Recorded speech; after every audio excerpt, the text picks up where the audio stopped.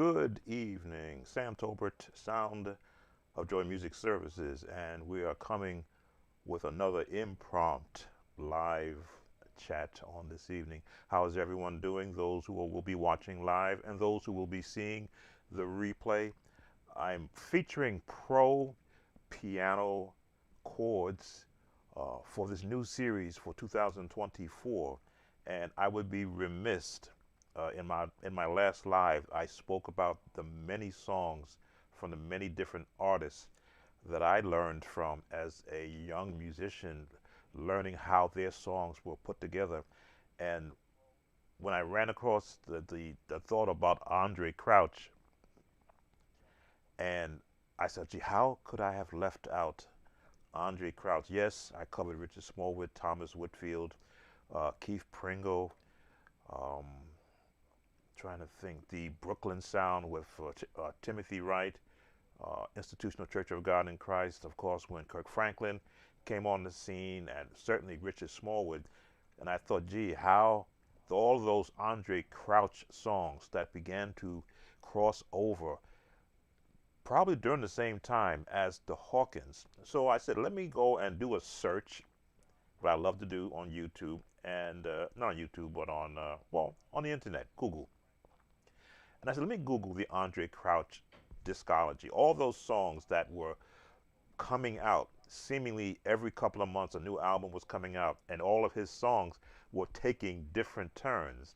Some people may only know Soon and Very Soon, of course, The Blood That Jesus Shed for Me, my tribute, Through It All, We Are Not Ashamed of the Gospel. There was a lot of piano work done on those songs because Andre Crouch was a pianist and a singer-songwriter. So, and on the majority of the songs that I was learning, I'm going to take a license and say that he played the piano on them. He didn't bring in someone to take a song he wrote and let them play piano. So as he played his songs and I learned them, I learned that style and incorporated it into what I was playing. So now I became a Andre Crouch disciple, if you want to put it like that, from an actual instrumentalist standpoint, because I was playing a lot of piano in my early days as a church musician, if I'm talking a lot, because I'm waiting on more to come into the room. So we're going to cover some of those iconic piano songs that Andre Crouch played. I left him off unintentionally because his songs really helped guide me away from the standard gospel sound that I was given to play to support a church. And as we began to morph into his style of songs, as a musician, I want to be able to sound like him. So let's turn the page into another section I've got here set up. Here we go. Not sure how well you can see that. I am monitoring the page to make sure that we've got a good look at this. I pulled up the Andre Crouch songs, and we're going to touch on some of them musically. Might even pull up a couple of them on YouTube just to hear his approach and then how I actually broke down that song. Welcome, Gift, all the way from South Africa. You're certainly welcome here. So looking at the list of the Andre Crouch songs, I called out some of them. Through It All. Let's see, what else do we got here?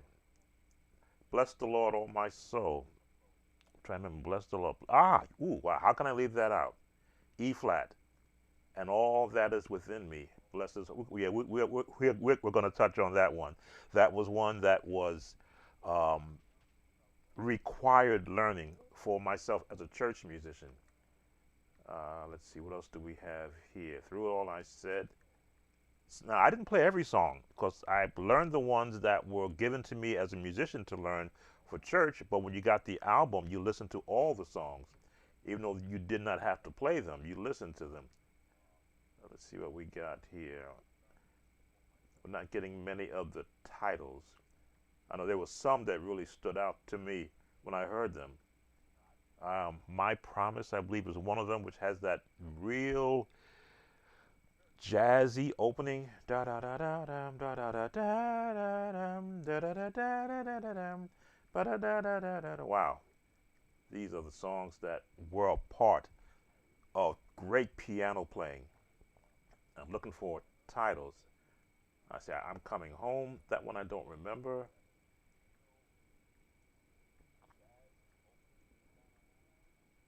I don't see. Where are the titles?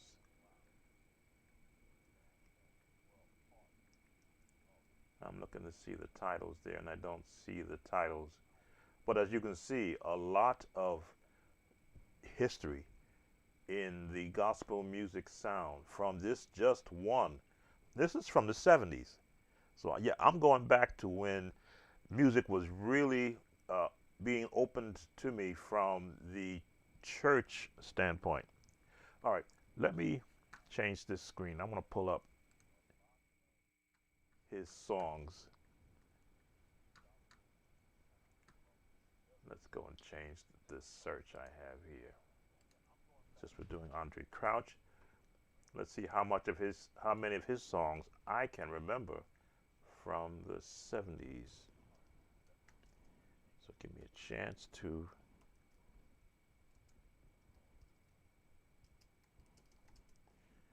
type this in. Welcoming those who are coming in, those who may be seeing the replay. All right, let me see what this is giving me now. Got a whole different.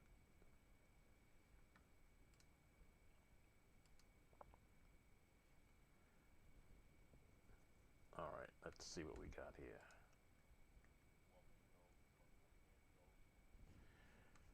All right, let's see if we can see this.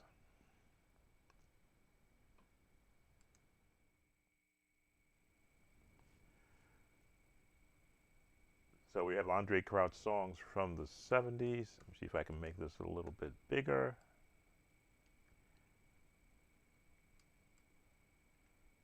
Sorry if I wiped myself out there. Let me bring me back up a little bit. There I am.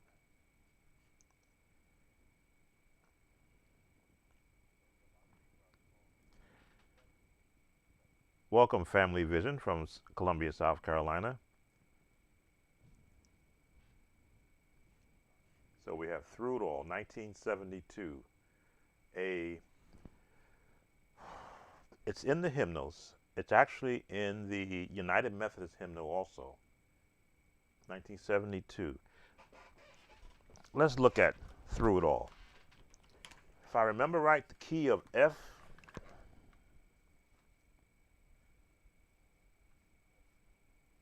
I'll keep this view right there. Let me just turn this on the side so that I don't look too out of place. The piano's in there. Let's see, Through It All. The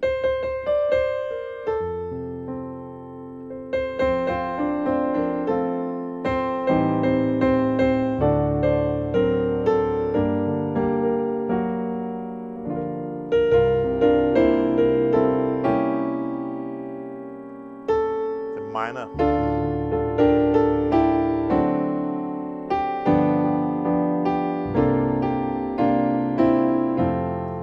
Now, a lot of people don't play the verse. Verse has got some very beautiful words. Everybody does the chorus part.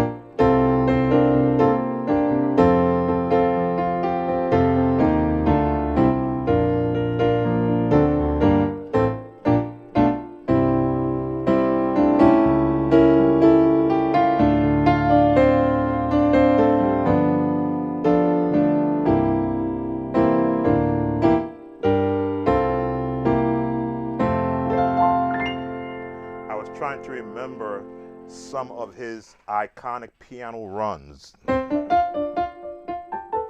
That's one of his iconic runs that you will hear on a lot of his music. Was expecting that through it all intro. I think I got it right. It's been a while since I've had to play that intro or play that song. So let's look at the list. What else is there? Jesus is Lord. That's 79. I remember that one has a beat to it. Let me see if I can remember. Is it the same key?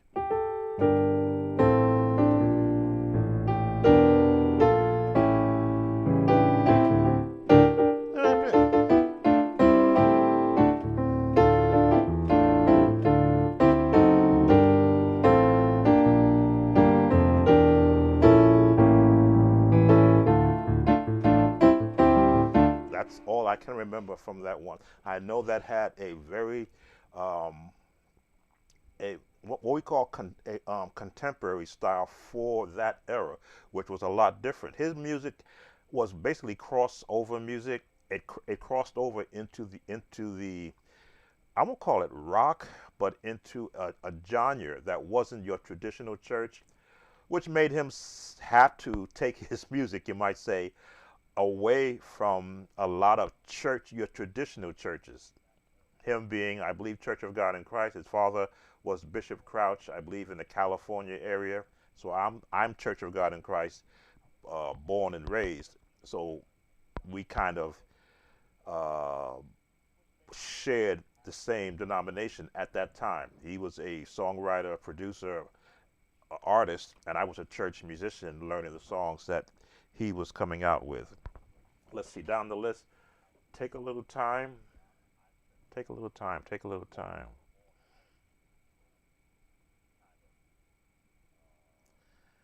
I just want to take a little time right now and thank you, Lord, for all you've done for. No, that's another song. Okay, take a little time. I have to look, but I'll be thinking of you, not ringing the bell. I've got confidence. I still love you. All I can say, wow, I've got the best. Everything's changed. Oh, I need him.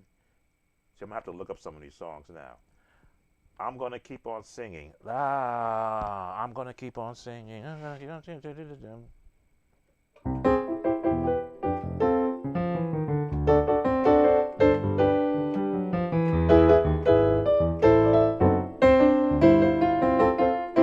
think it was C.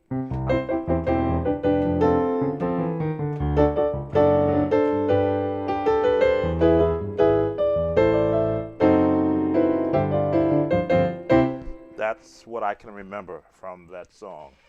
Again, these were songs that did not fit every church that was transitioning. We were just getting over the Hawkins, and now Andre Crouch comes in and gives a rock style. I guess I can put it like that. An early rock style to, we'll call it gospel music. Let's see. They shall be mine. Don't ring a bell. I don't know why. I don't know why. Jesus loves me. Yes, Andre Crouch.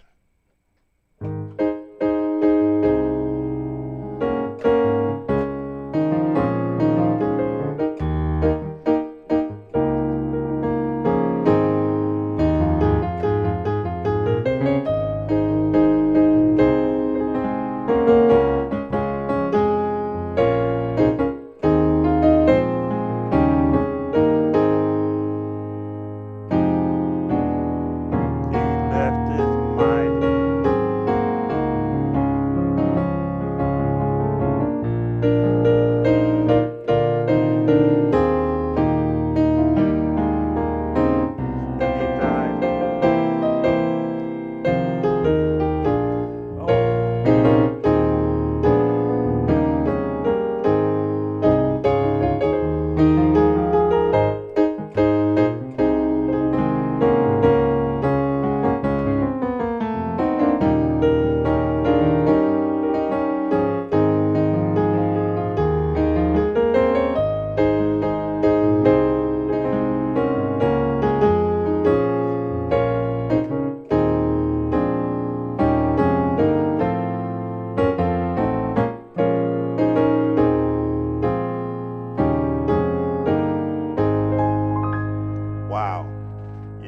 these are the songs in my early days as a church musician, as a piano player, to have to learn songs behind pro piano playing. Pro piano playing. Let me see. Through It All, we covered. Take Me Back. Ah, another one. Again, songs that we don't hear anymore. Was it in F or was it in A flat? Take me back. Take me back, dear Lord, to the place where I first received you. Take me back, dear Lord, where I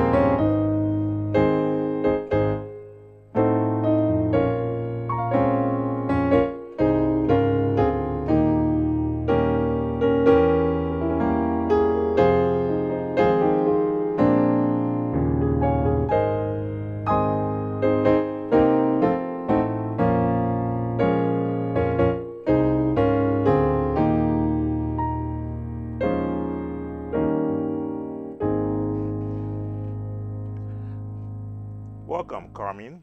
I want to learn the keyboard, so I need someone that will help me, please. You come to the right channel. I have over 2,100 videos which will help you learn the approach to playing the keyboard. And thank you for coming in with us and spending some time tonight with us here. Now, I'm sorry I'm not showing you my keyboard, showing you the chords that I'm playing. I will promise to do that. I'm just going through some of these songs from Andre Crouch, which were an integral part of my getting another style to add to the different styles. After learning the Hawkins songs, to switch over to the Andre Crouch style. Again, it was that rock, gospel rock style, early gospel rock style.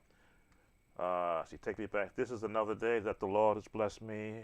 This one I didn't learn, but I can hear the song in my head. It's a lot of movement. A lot of movement. If heaven was never promised, doesn't ring a bell. Jesus, every hour he'll get one.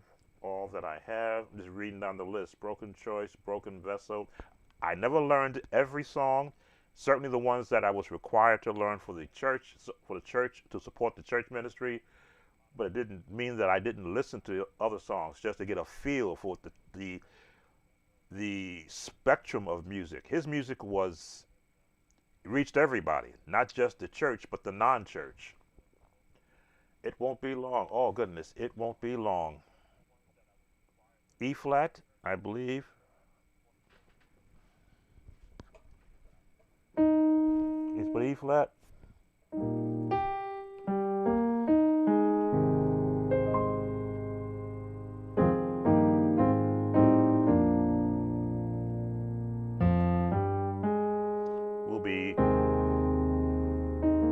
No, it wasn't E flat. F.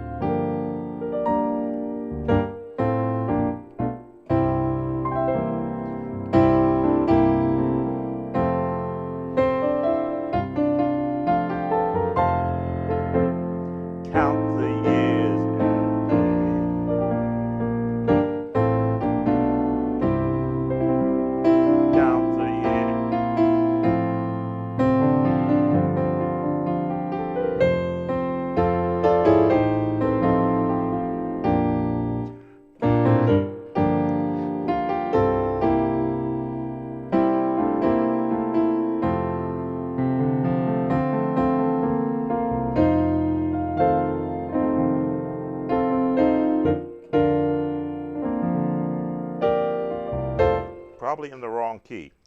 Probably in the wrong key.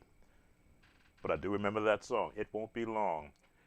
You don't know what you. Oh, my tribute.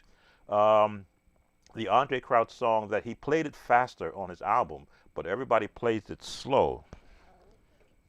Uh, did he do it in B flat?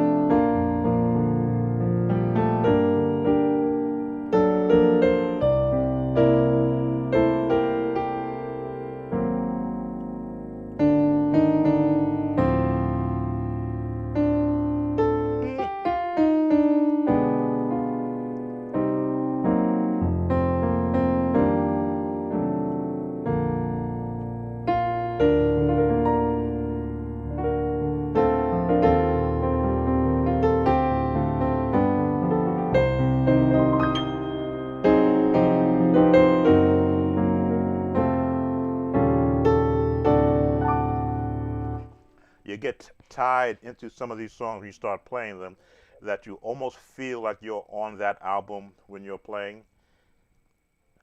Who joined?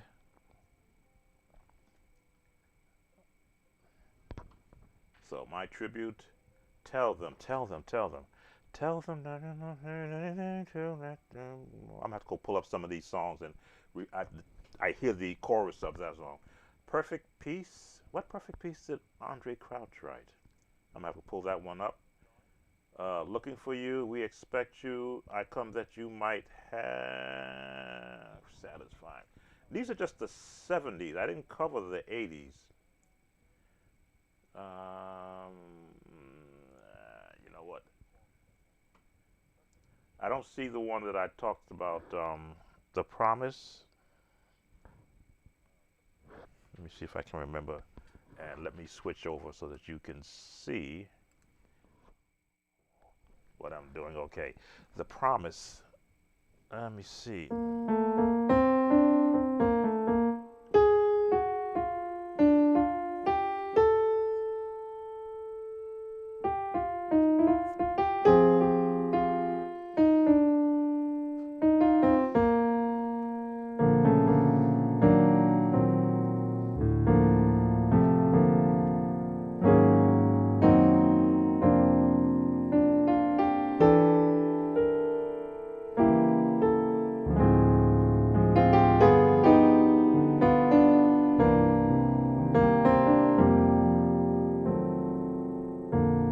If I'm in the right key.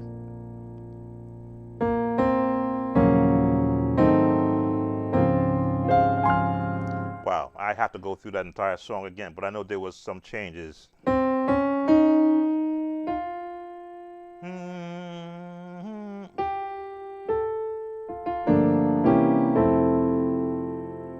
Wow.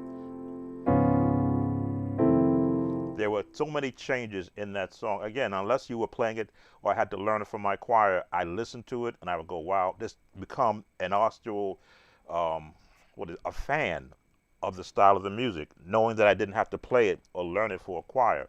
That's why I'm going from memory now. If I could hear it, which I may just pull it up, then I can go right to it and hear all those changes and basically learn that song for the first time.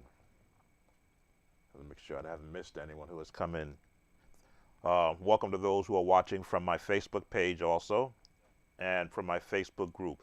We're going through the iconic piano, pro piano sounds from the Andre Crouch era. And I only pulled up the 1970s. I didn't go into the 80s where music took another turn. That's probably why I don't see that one up in this list that we were looking at. Let me go back to the list. And so this is 19, although they're including some of the 19, oh, 68, wow.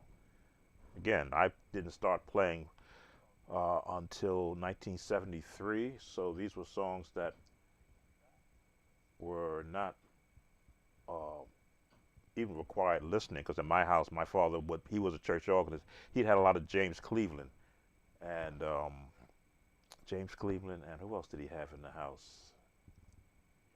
I can't remember the old gospel, because that's where his era was from. I don't think he ever touched any of these songs.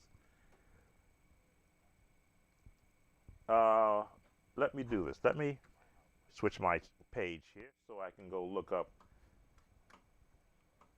Andre Crouch, the 1980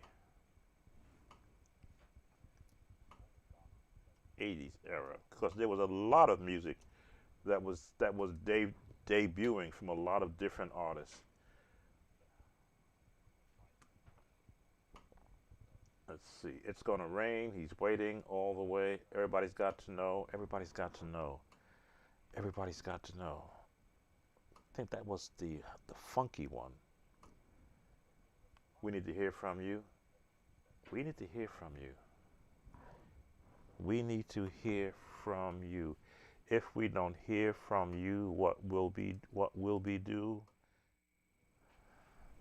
No, wrong screen.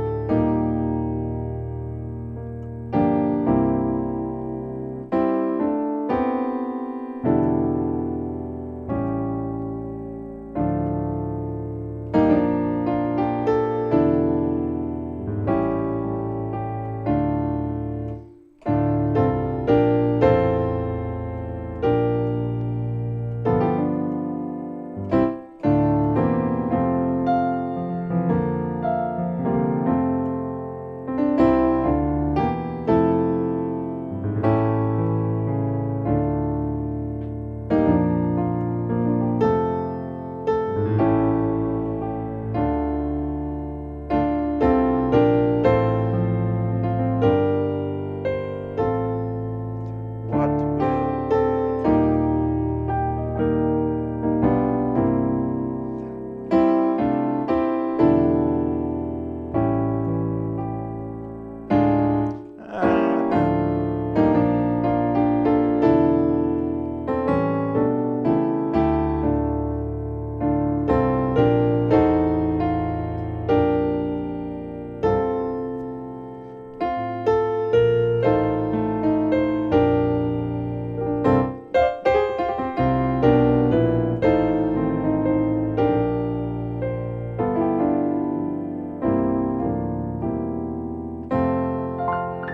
Wow, I have not touched on that song decades. Didn't play it all the way through. There was because he has a verse that he does it in there that kind of stays in the same format, and then the choir does the repeat at the end. Carmi Media. I want to learn the keyboard, so I need someone that will help me. What you're seeing here is a mock-up of when I do teach a lesson. I give the chords for not just advanced musicians or the intermediate, but for the beginner musicians to see that there's nothing really to fear from all the notes that's on the keyboard. You're at the, let me see, I want to use the word mercy. Your hindrance may be your ability to discipline yourself. Music is just a series of notes and tones played on a musical instrument, be it a trumpet, a violin, a guitar, a piano, an organ. And it will only play what the instrumentalist is able to dictate to it. So you need to know the basics. What a major scale sounds like. Doesn't matter what key you start in, you just have to sound like a major scale, no matter what key you're in.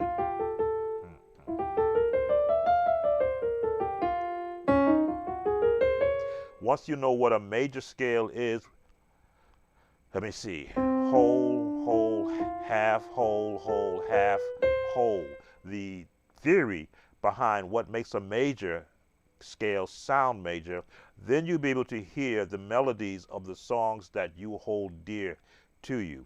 If you're going to be playing in a church, you'll find some. I'll pick a hymn that is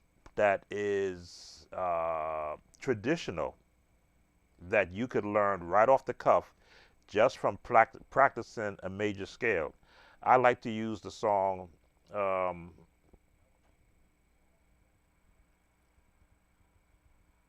I don't want to say Mary Had a Little Lamb. That's not a hymn.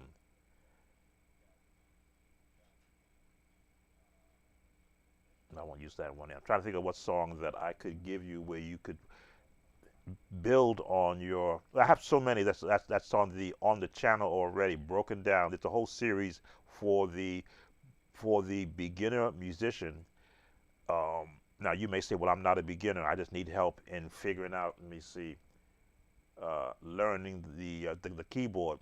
Learning the keyboard is the second part of getting the theory behind where notes are found. Middle C, the different ranges, high, low, chromatic chords, where these notes are, and how to train your hands to be able to move. That's the hardest part, training your hands. Because once you know where the note is located, doesn't matter what finger you use, they can all play the same note.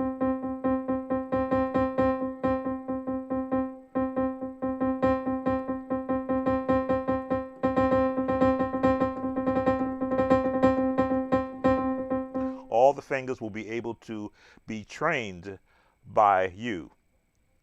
And you pick a note.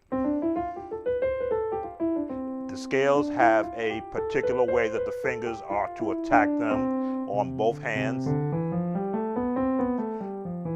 to where you're comfortable when you're practicing. Worst thing you want to do is to play an instrument and be playing it with the wrong posture, with the wrong technique, and you become tired, I ought to say weary from practicing. I can sit and practice and be just as happy because I know what I'm going to practice and why. When I call out a song from the Andre Crouch era and my mind goes back into what were the changes in that song, that song I didn't see there. We are not ashamed of the gospel. That's surprised that wasn't there. I have to look to see why it wasn't. I re-look at that list. There, it all that practicing I did in my early years comes to play when I'm learning a song. Because now, without seeing an artist play his music, I can imagine what his fingering was to get that note out. And let me do this. I'm going to infringe on YouTube's copyright. And I'm going to go to an Andre Crouch song so that you can hear that iconic movement that he does. Let me go to Take Me Back. I don't mind if YouTube comes after me. This is YouTube fair use. This is instructional and and educational. So I've invoked my fair use. All right, here's Take Me Back. Let me switch my audio direction, pull it into. All right, so we're going to hear a little bit of Take Me Back. Let me make sure that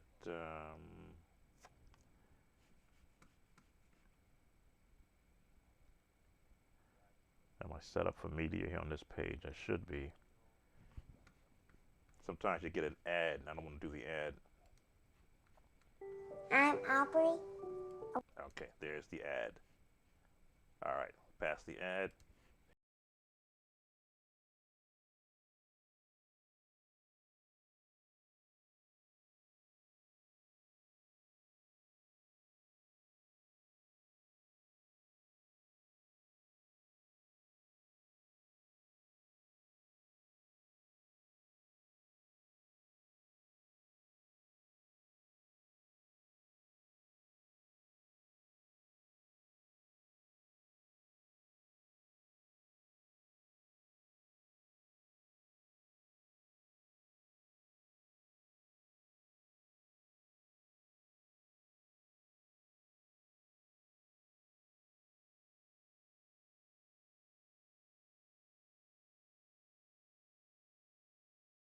Here's that iconic Andre Crouch, um,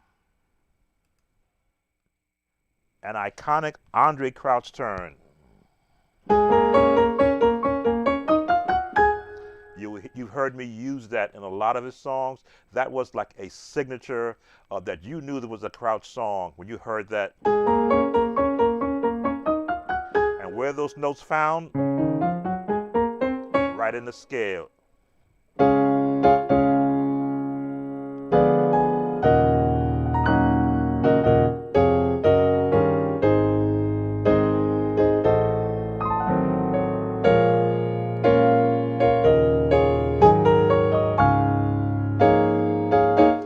Singing high.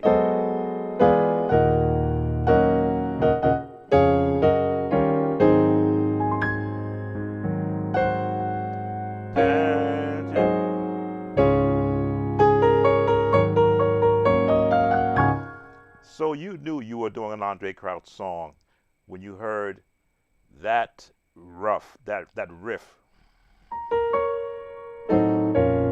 I'm so hard.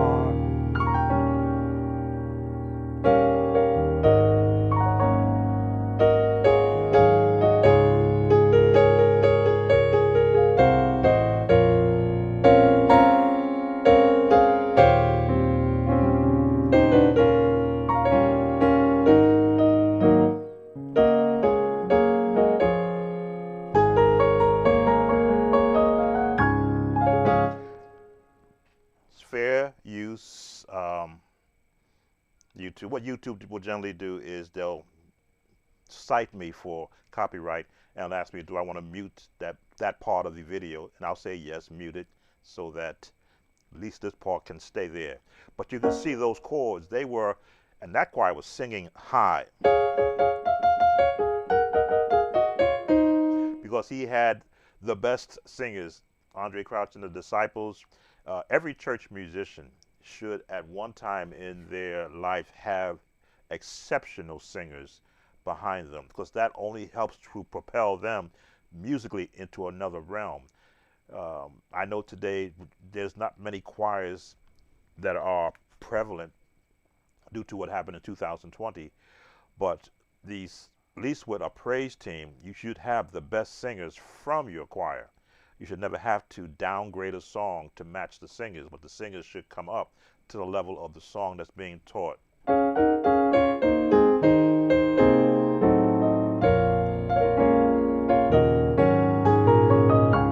I forgot it was done that high.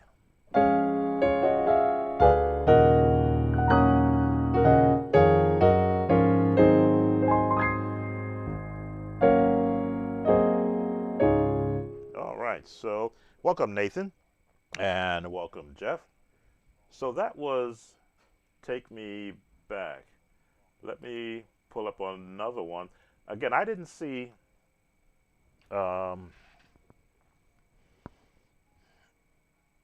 so many iconic songs. Why did I just forget it?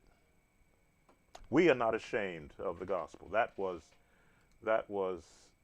a must learn for every musician. I'm going to pull it up. Fair use. This is all about teaching and giving giving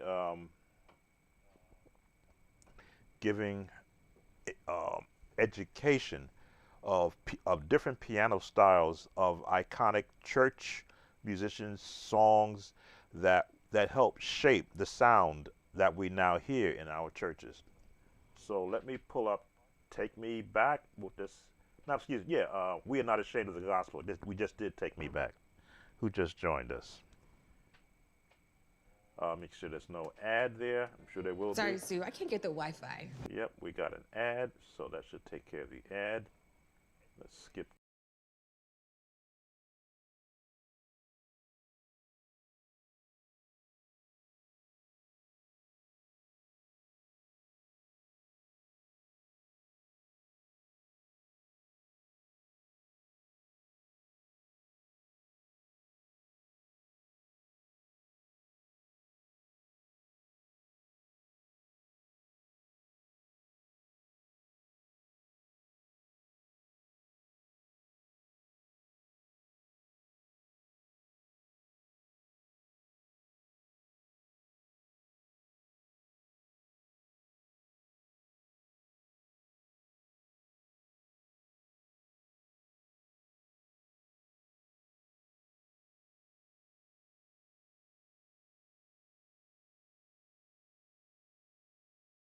He's music has gotten a lot more, uh, I'll say, commercialized.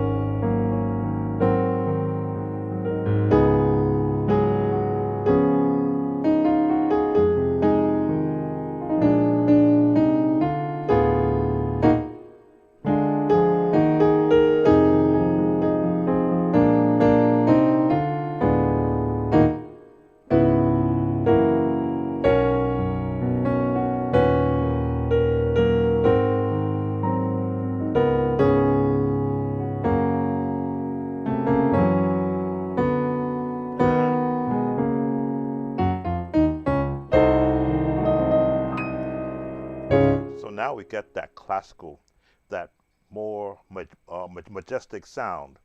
Now he's got a bass player in the back there that's really holding down the bottom, but the piano is still doing a lot of work.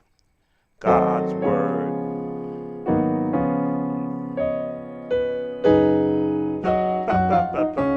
His word,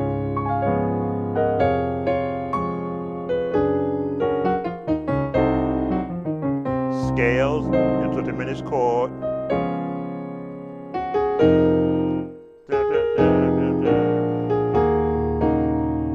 Set the captives free, live eternally.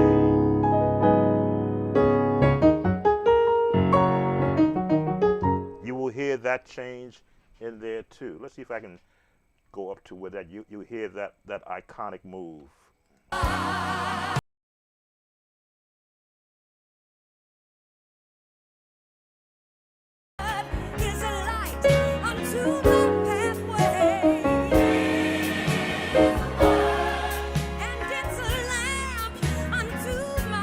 Let me see, did I pass it already?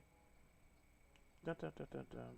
Yeah, we are not ashamed of the gospel where she'd be up. Come up at, let's see.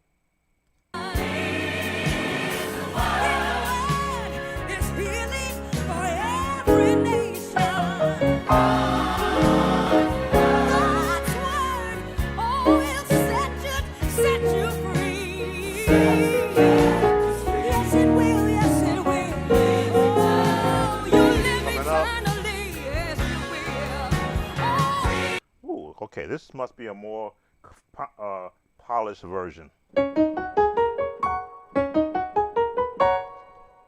Because I'm looking at the cover that they're using, and this is a much newer one.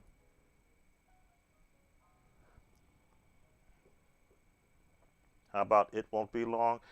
Nathan, I did cover It Won't Be Long. I may not have had the right key. It won't be long.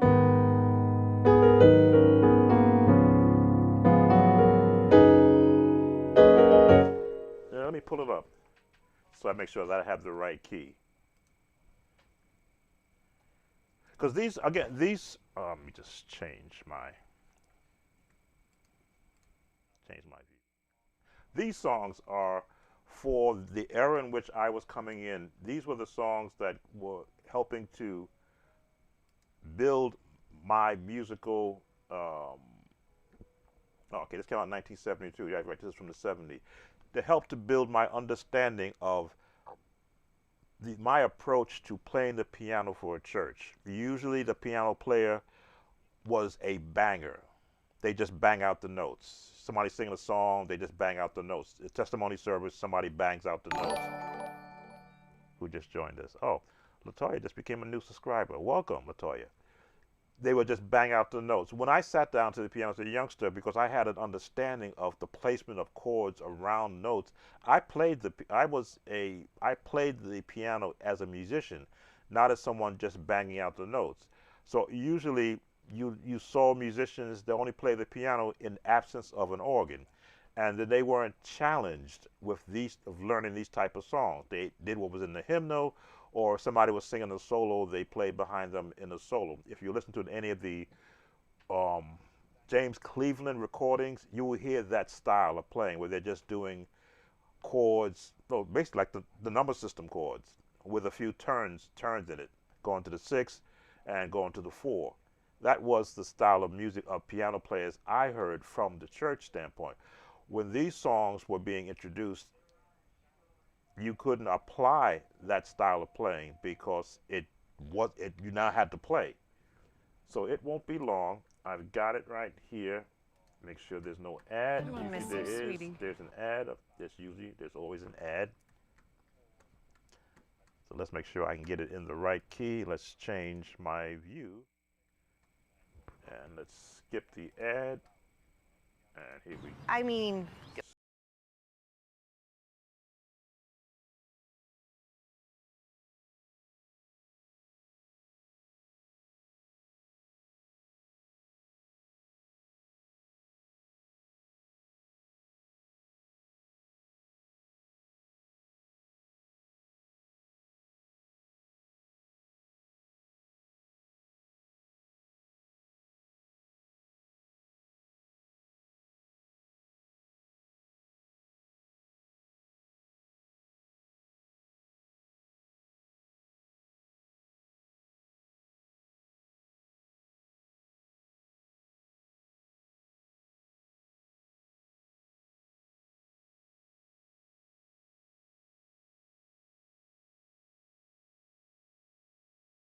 We'll be going home.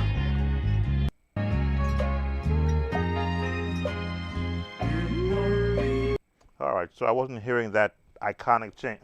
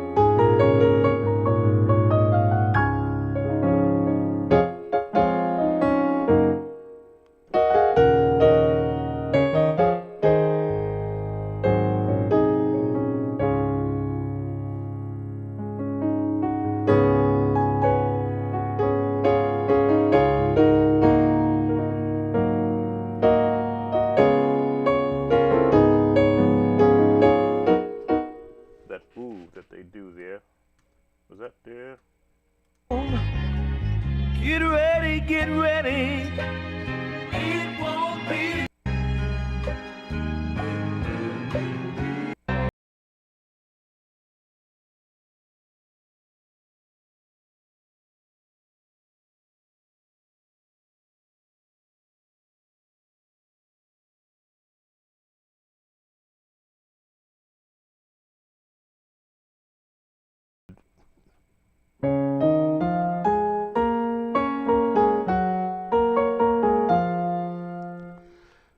Pentatonic scale. I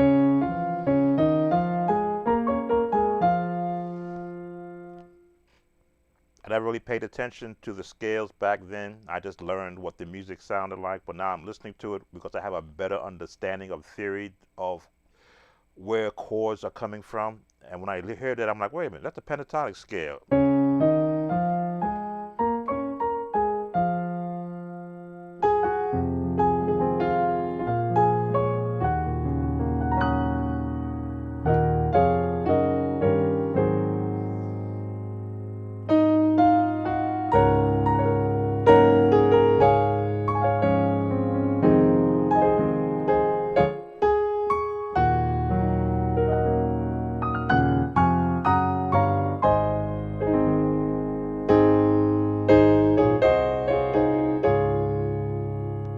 All right. So I think I have offended YouTube quite a bit tonight, and that's okay. I like sharing not just um, portions of everything I know, but everything that I have experienced as a young musician in my late teens. I say 17 years old is when I began playing for a church. So when these songs were being introduced to me, the other musicians struggled with them because they didn't understand note placement with chords around it. Now they were hearing songs which weren't traditional. They were hearing the non-traditional music, and I was already indoctrinated into that sound. So it made it more comfortable for me to grasp it from just listening to an album. Let's see, what songs have I left out? Um,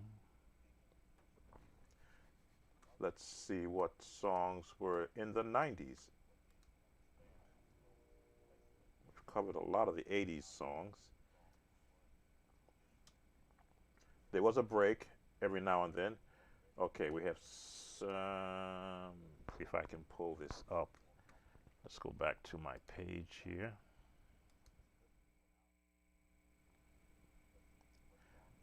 So in the 90s, soon and very soon, Jesus is the, oh wow, Jesus is the answer for the world today. Above him there's no other. Bless his holy name. Take me back. The Lord is my light. Nobody else like you. That's why I needed you.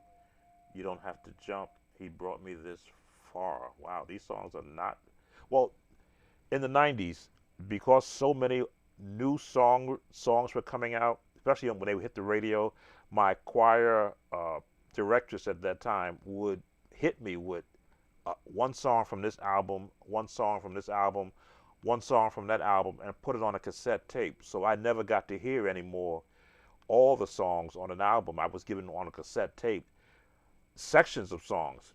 So Soon and Very Soon was on that. Jesus the Answer was on that. Bless his holy name was on there. Take Me Back was on there. The others here were not. Everybody knows Soon and Very Soon. Jesus is the Answer. You may not know Jesus is the Answer. That was a thought provoking. Let me see. Take soon and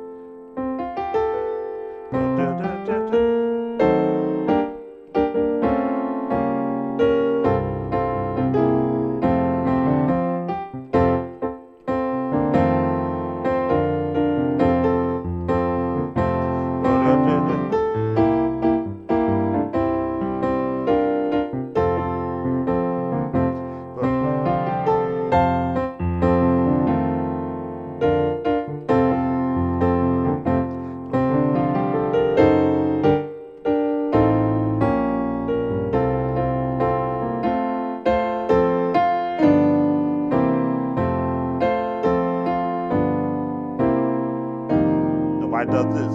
If there be any rivers we must cross, should there be any mountain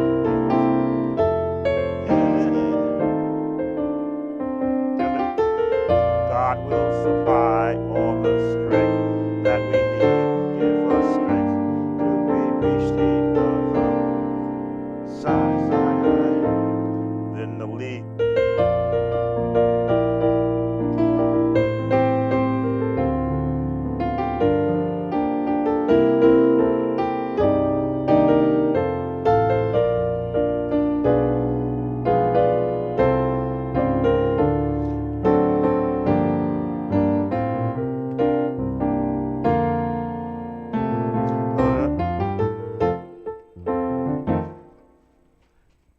Now you hear me throwing that run in there again. I believe that one did have soon and very soon did have it in there.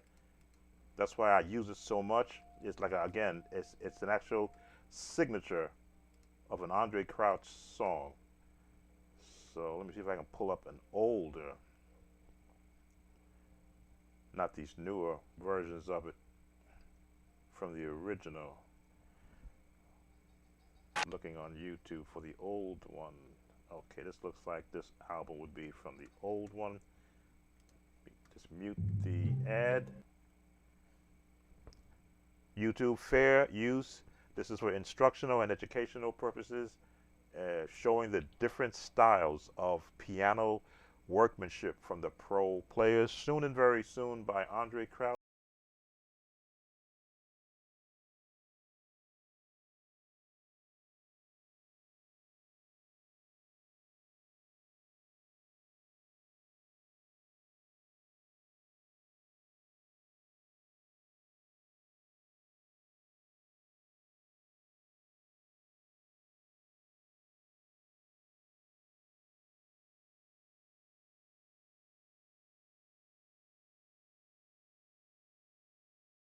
So that's what I wanted to give you.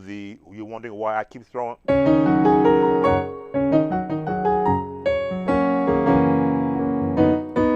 Now I played it down in F because probably my choir could not sing it in G flat, which is why I played it in F. Now that I hear the original of the song, I'm like, F, G flat. Then I gotta remember, some of these songs they had professional singers. When you get to your home church, you don't have professional. You pitch the song where they can reach, which is why it's so important to practice scales in every key.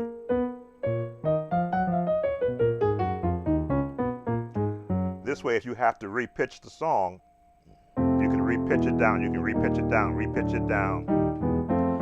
Very rare do you go up.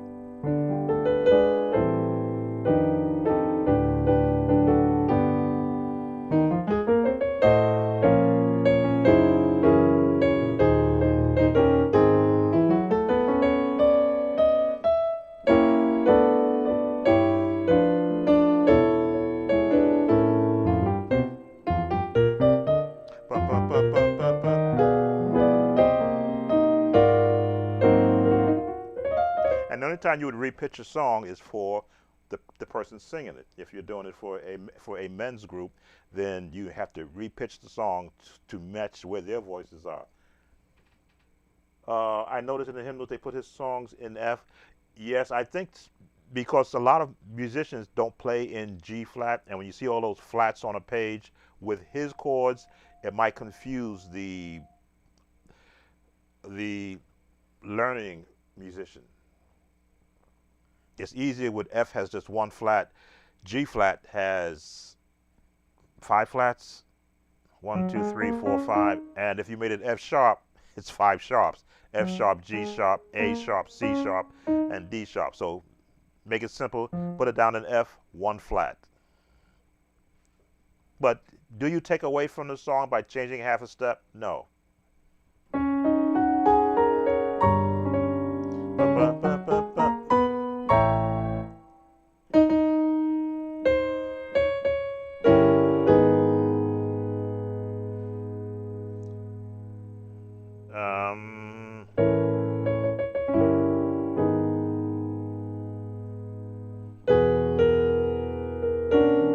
There it is.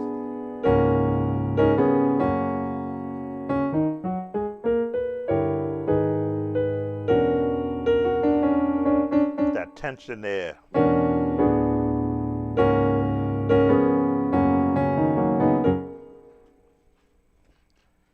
He and Walter wrote a lot in F and A flat. Yeah, they for the 70s and I'll say going into the 80s, they pretty much dominated music. When the latter musicians started coming, they had to wait their turn because everyone wanted to sing the latest song from the Hawkins or from Andre Crouch. All right, let's go back to that list.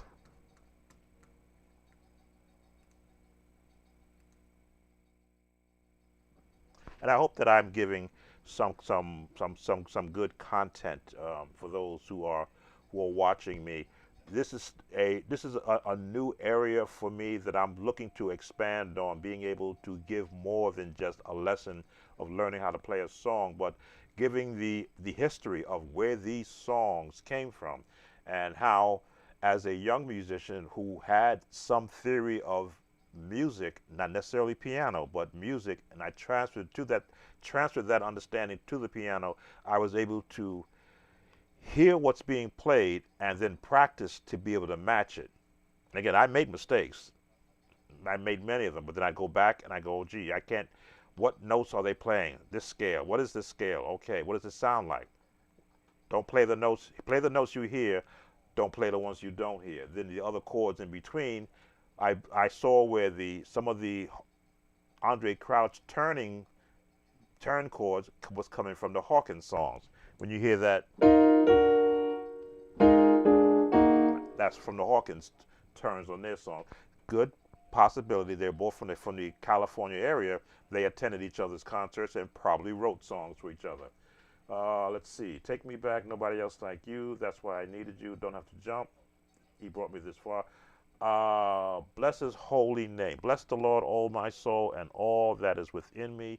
Bless His holy name. A must learn for every musician. E flat.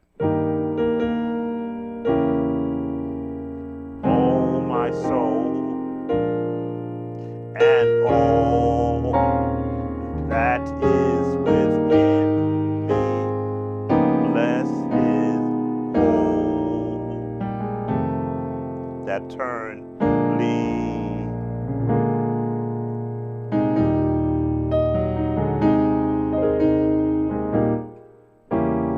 Every musician needs to learn this. Bless the Lord. That turn all my soul and all that is within me. Bless His. So now you see where my turn chords come from learning these songs. And all that is within me. Bless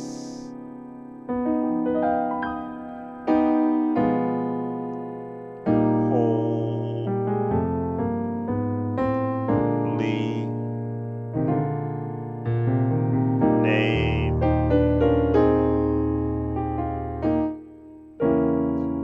Then the chorus, He has done great things. All the scales. He has done great things.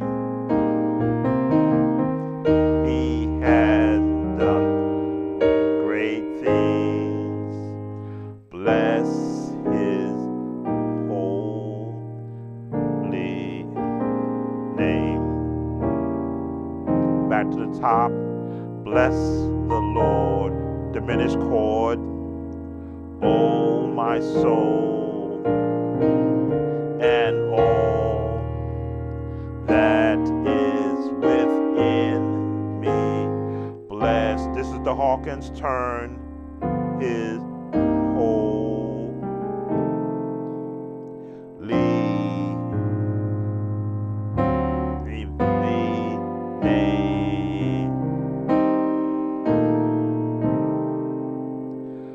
Bless His whole F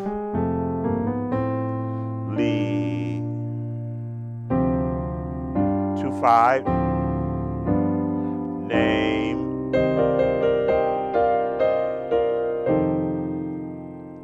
Bless His holy.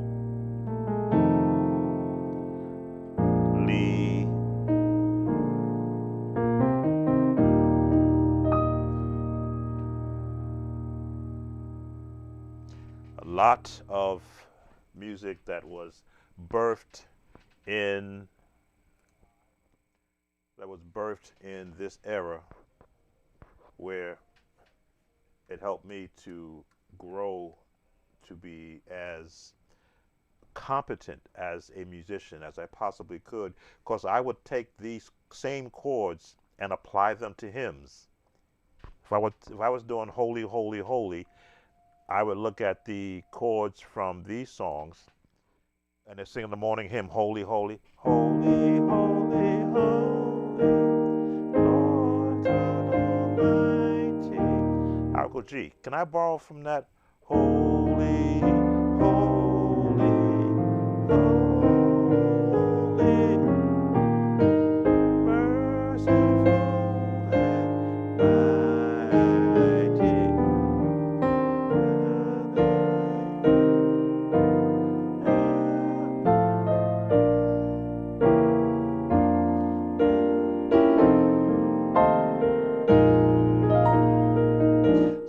I could take a song like Holy, Holy, Holy, borrow the same chords that I was using from the Hawkins and the Crouch songs and give it a more modernized sound versus the Holy, Holy.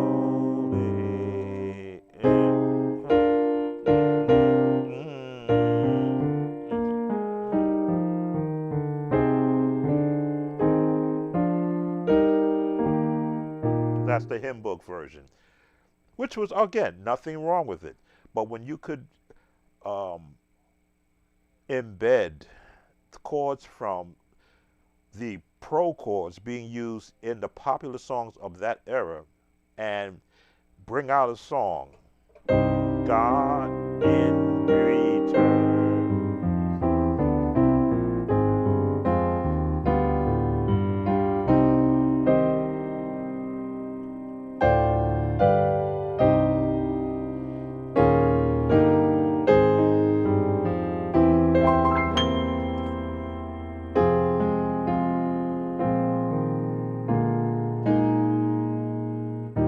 Can't go back to your hymn positioning. I have an alarm going off in my house. I've got to go turn it off. So give me a moment to set that alarm. I'll be right back.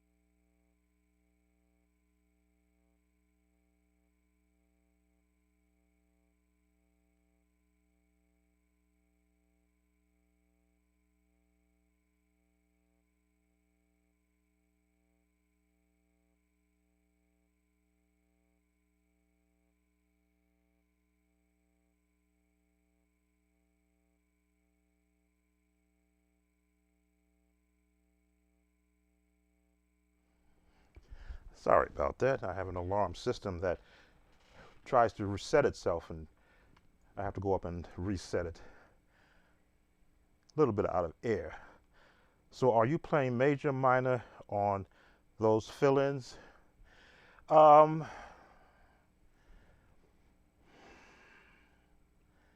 depends upon the song and the path of the melody of the song, or the path of the chording chosen to support that song.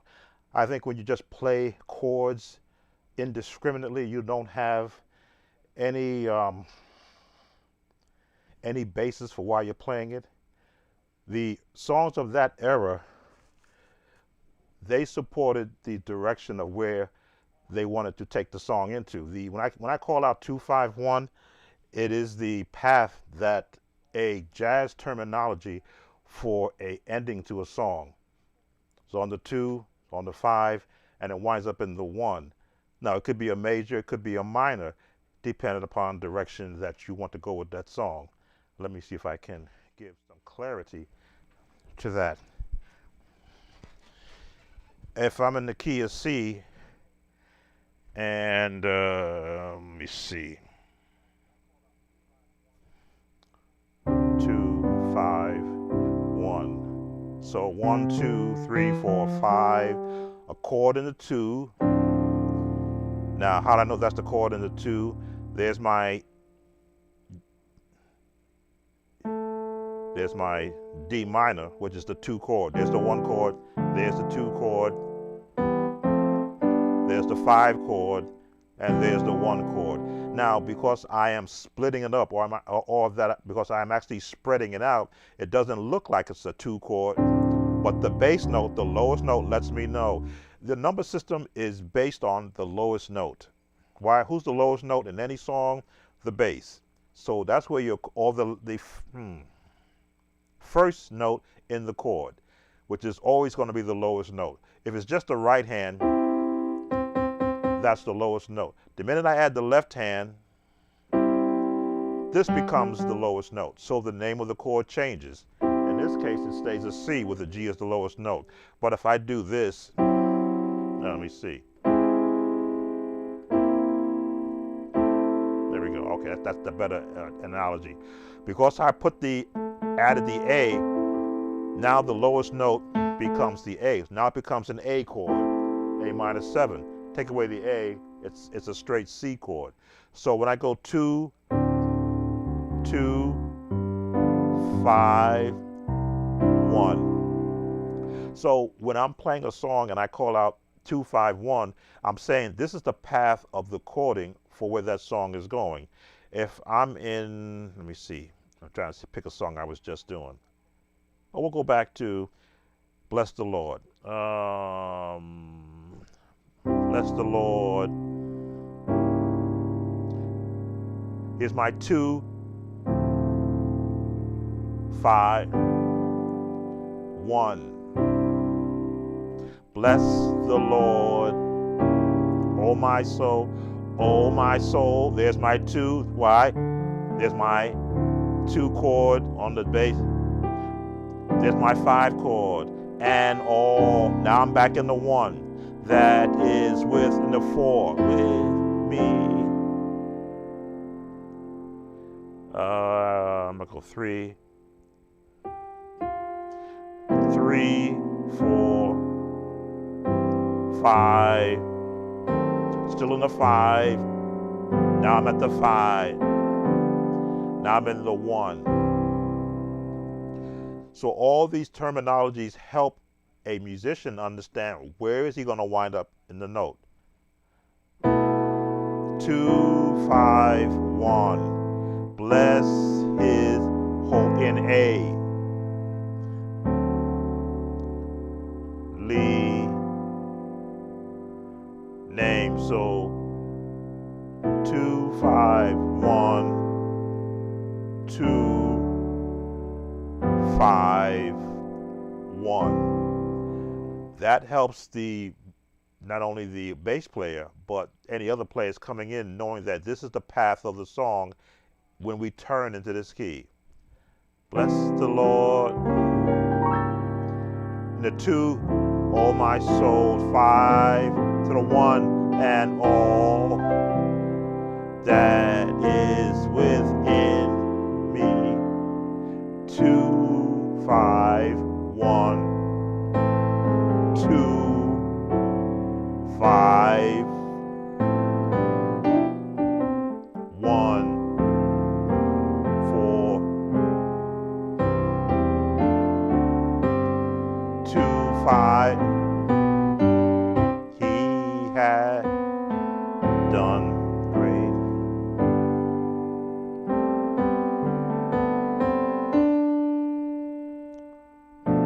Two, 5, 1, 2, 5, 1.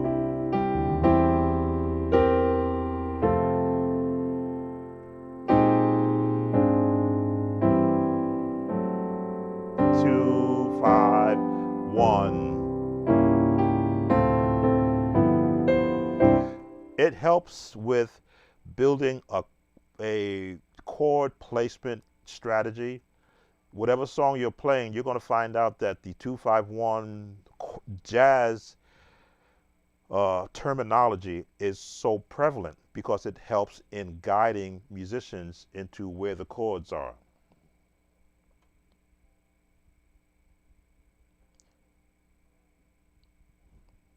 When I was doing the turnaround on bless his holy name, minor 7 or diminished rather, minor 7th, major,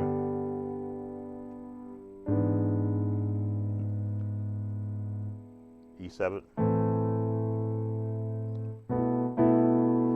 that a minor? That's an A sus. Without a G, it's not a minor. It becomes a minor there. Chord names mean something because it lets the chord names don't help the listener. It helps the person who's playing see or be able to. When you don't have sheet music in front of you, or a what do they call that sheet? There's a sheet they call that jazz musicians use that have all the chords scripted out for them, so they'll know in this measure this chord is going to be used there. Oh, well, when you ad lib on a turnaround, you go anywhere you want. You can go major, go minor. It depends upon what tones you want to be heard. Again, the only person who really pays attention to that are avid music. What's that term called? It's a name. Enthusiast. That means they've heard so much music, they can tell when what chord changes are being used, because they just love to hear it change. Like with the Andre Crouch songs. Whenever I hear that change, if I hear somebody use it, I'll know that they are borrowing it from an Andre Crouch theme. When you hear the Richard Smallwood themes,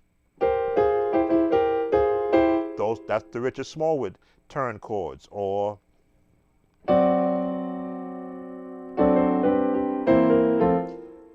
you hear the Richard Smallwood theme. Let me see.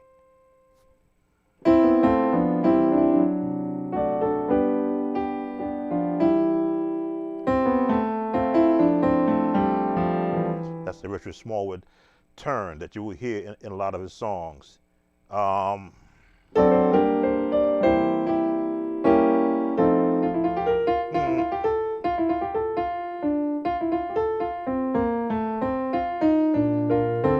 That's a Richard Smallwood turn. But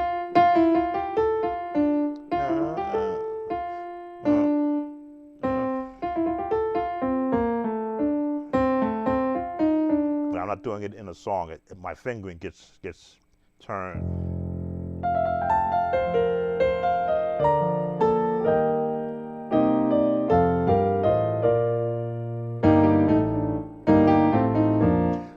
You learn to hear the style of a musician in the music they write. And then when you hear someone else play their songs, you're listening for that same turn. And if you don't hear it, you're like, oh, they must have missed it, or they decided not to add it in it. It's like it's a signature. Everybody's signature on a piece of paper is different. No one signs things the same way. There's a loop, there's a turn, there's a whatever it is, a curly mark. That becomes their signature. In music, musicians, especially songwriters, yes, lead sheet, thank you, they have signature moves. Andre Crouch has signature turns. Richard Smallwood has signature turns. Thomas Whitfield has signature turns. Timothy Wright has signature turns. James Cleveland has signature turns in his music. He was a piano player also.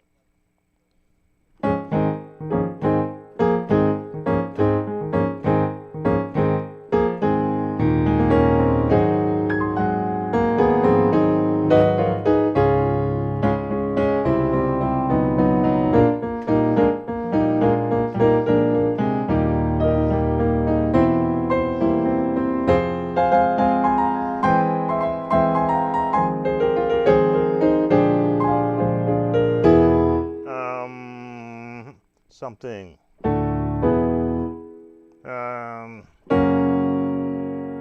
What's the chord? Something about God's grace.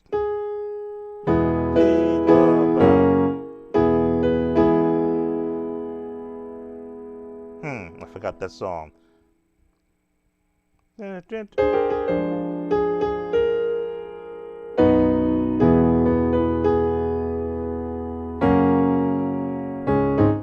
Forgot that change. It's a James Cleveland song which has all of his signature turns in it. Trying to think of the other great song producers that play piano. Kirk Franklin has his signature change.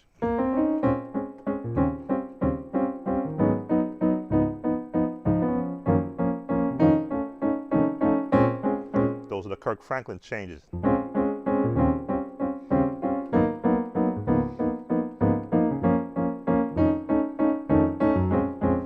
So when I'm learning a song from a different artist, I'm listening to, okay, they wrote the song, and you will see him, let me see,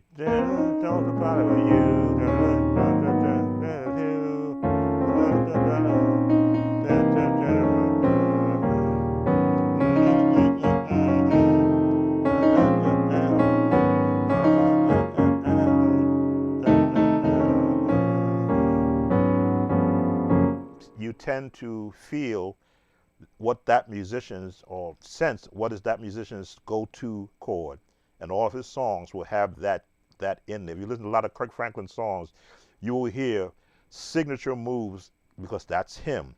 That lets him feel that, hey, this is my song. When you hear this, you know I wrote it. You know this is comes from me.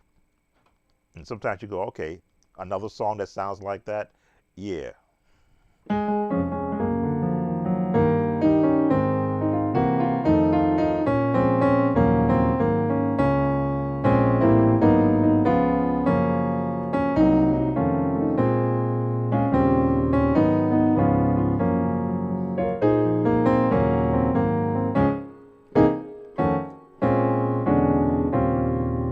reason why I sing.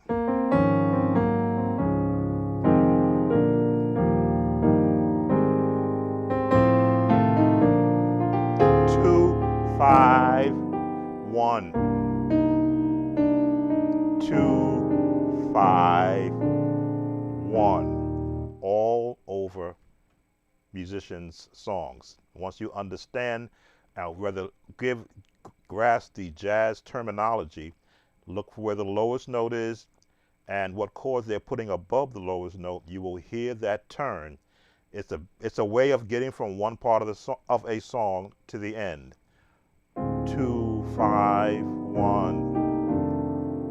2-5-1. 2-5-1.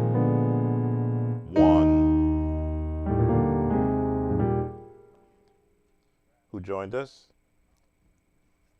I hope I'm giving some tangible information, some tangible instruction, some inspiration to musicians that are out there, especially to, I'm going to mess up her name. Welcome, Jeff. Sorry I missed you.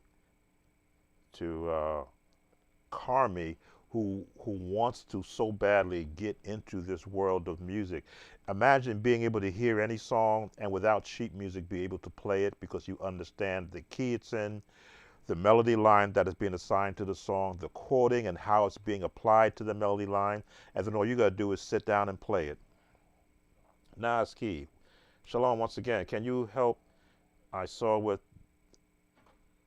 I saw the light of Hank Williams. Are you washed in the blood of the Lamb? Ryan's 2, Virgin 1. Nas Keys, I'm going to have to disappoint you tonight. I am covering Andre Crouch in this presentation that I'm doing.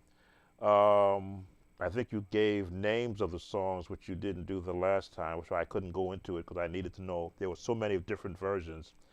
So I have you here. Let me copy it so that I can put it on my list so that I can at least go and listen to it.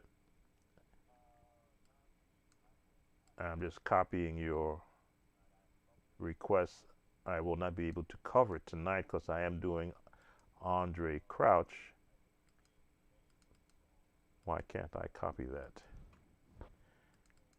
I'm trying to copy your request and it's not letting me copy it.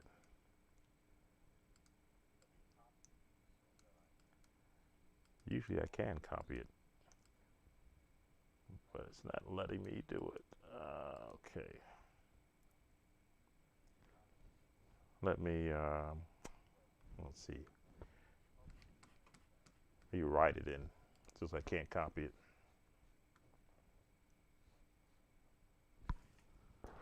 Bear with me, everyone. Let me see. Can you help with I Saw the Light by Hank Williams? Let me just write this in.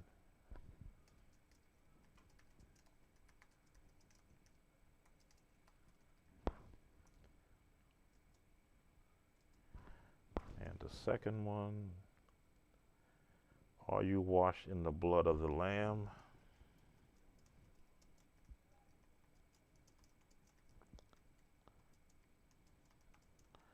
Yes, I am sort of a typist.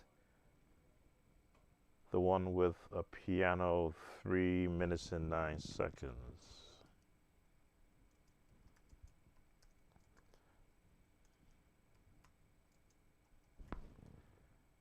Got it. Okay, I've got that typed into my list, and I will take a look at that. And I believe you wanted it in a bluesy, jazzy mode. And I said usually I have to hear the song originally before I would want to uh, chop it up into something that's unrecognizable.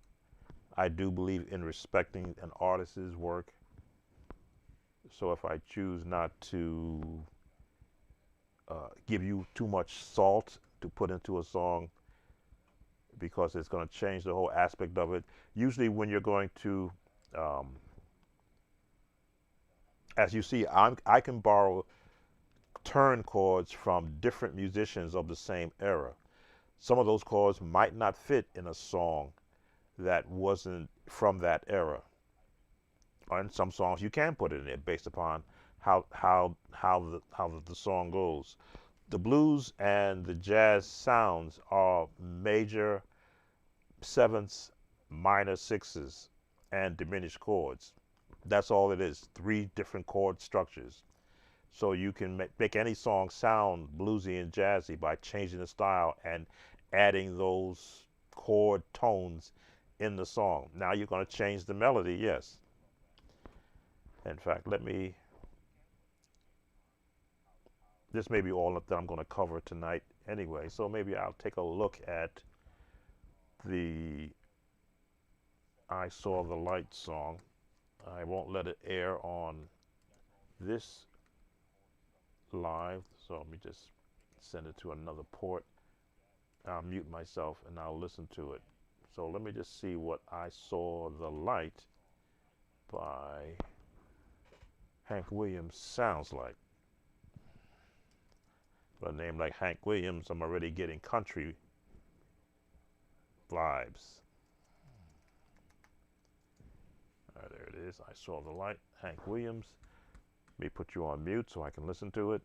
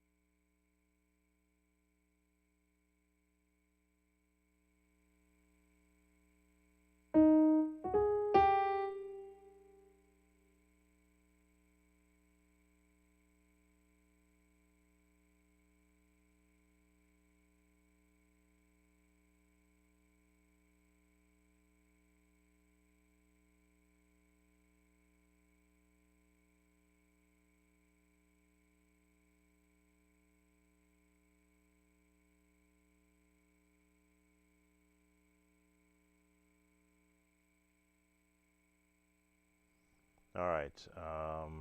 Yes, country, key of G.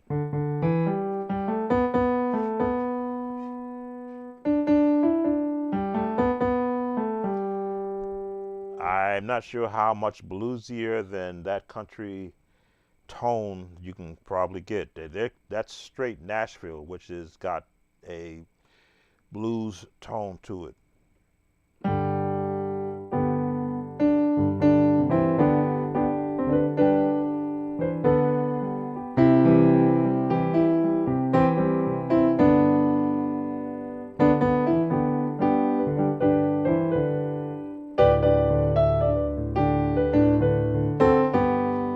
That's your kind of blues is a it's more than just chords. It is um it's a structured pattern.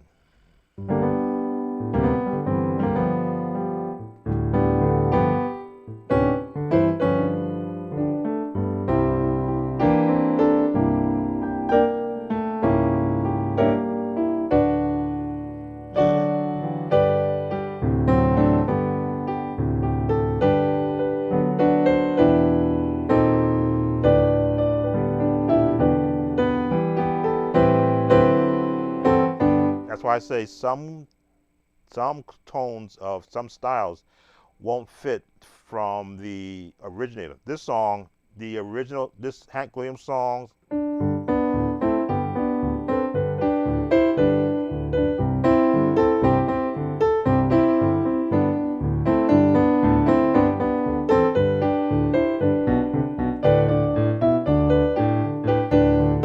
that's where the song is right now. So to go jazzy with that, you're gonna have to slow the song down to give space for the feel of a jazz, and certainly of a blues is all about slowness, slowing the song down. Like just a closer walk with thee, although it's a spiritual, it's also a jazz song. Let me see.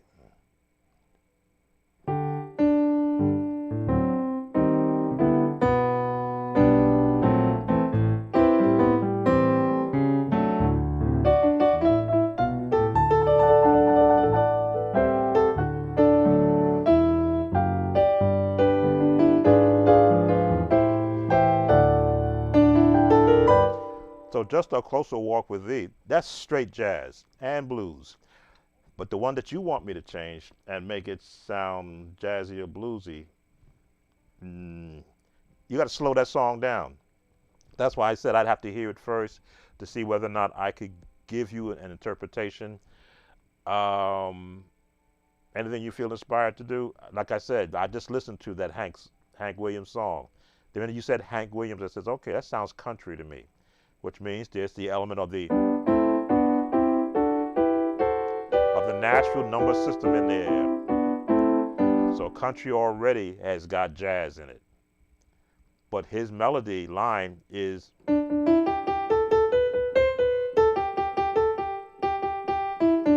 he's in the pentatonic scale. That's jazz. It's just adding a seventh chord, minor six, a seventh chord, a minor, and a full jazz sixth chord and a seventh chord. Those are the chords that I could recommend to you. But again, that song is done so fast, unless you're going to slow it down, um, the jazz chords won't have enough time to take hold because you'll be jumping.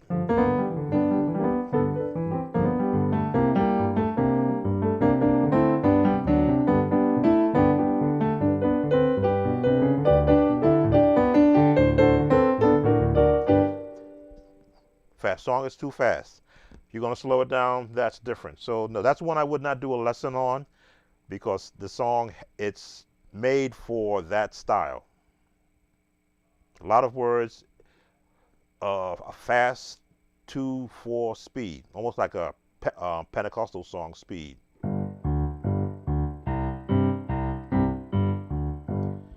I hate to look at "Are You Washed in the Blood of the Lamb" by Ryan Stroop, and let's see what that one sounds like. Again, I'm not into reharmonizing a song just for the sake of reharmonizing it. If it enhances the melody of the song, if the song is already scripted in a certain way, then why change it? All you can do is add to it. But when you go to say make it a jazzy or bluesy style, now you're changing the timing of the song. And this song's timing is so fast. Making it jazzy or bluesy is just changing one or two notes in the chorus and in the verse. But let's listen to the other one. I do believe in being fair musically. So let me pull up the other one. That was "Are You Washed in the Blood of the Lamb" by Ryan Stroop. Are you washed in the blood of the Lamb?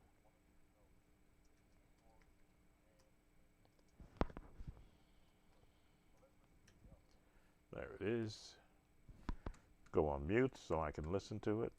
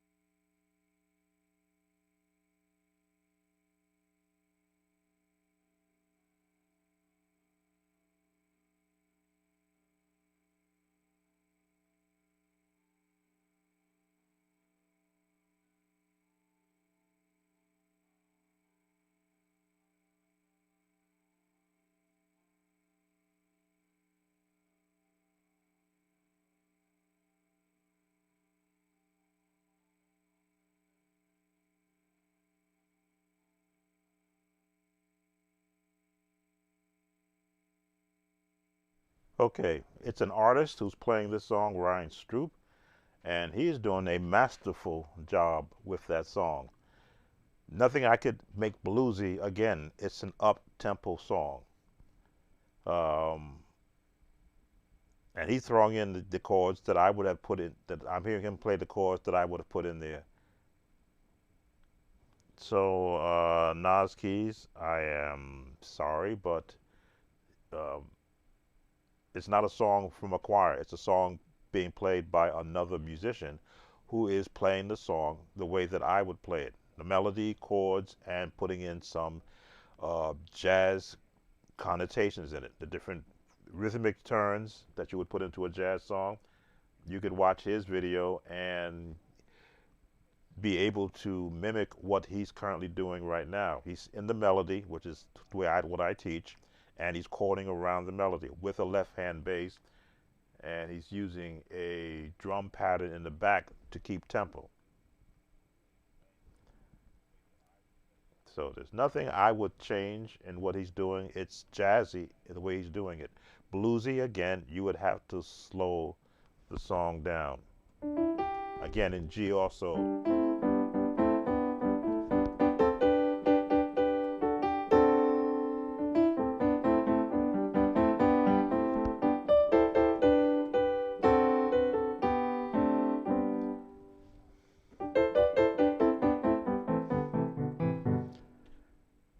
Purpose type songs. It's like taking, oh goodness, what song could you take and change that to?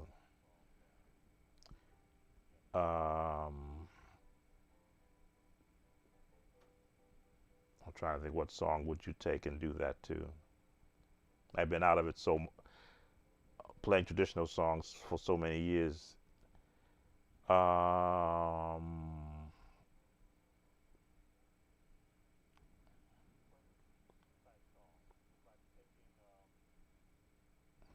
Hearing by and by.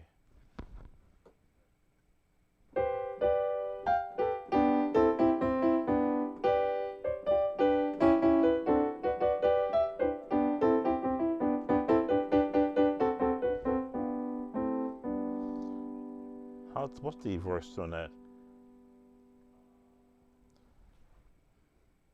Nobody wants to sing the verse. But it's like taking by and by when the morning comes and turning that into a jazzy, bluesy song because its speed already speaks of being jazzy. I'm trying to remember what the verse was.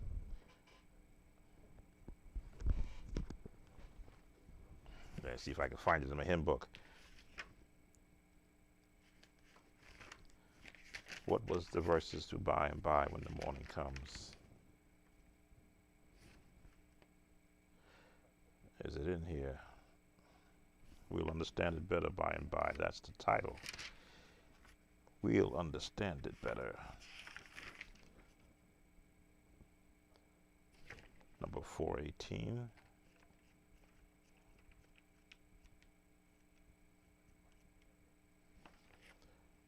Oh, we're off the toss. Why did I can't remember this? And it's in the key of B flat.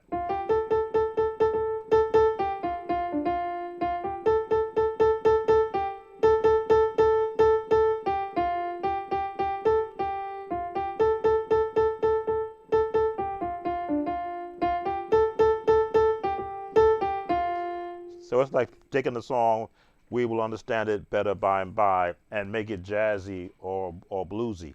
If you sing it in the speed that people sing it in, then you can't because it's too fast for a jazz or blues song, traditional jazz or blues song. Now you go contemporary, that's different. Then the song, you change the whole song.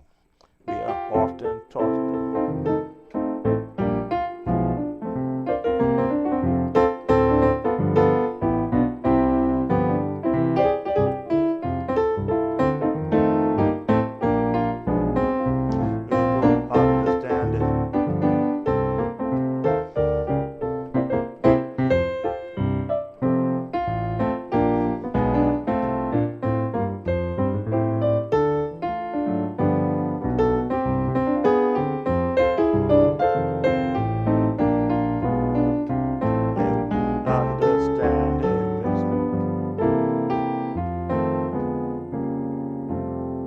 So much movement would happen trying to get that jazzy, especially this. And this song fits is in that same mode. The Are you washed in the blood of the washed in the blood of the Lamb? It's in that same mode.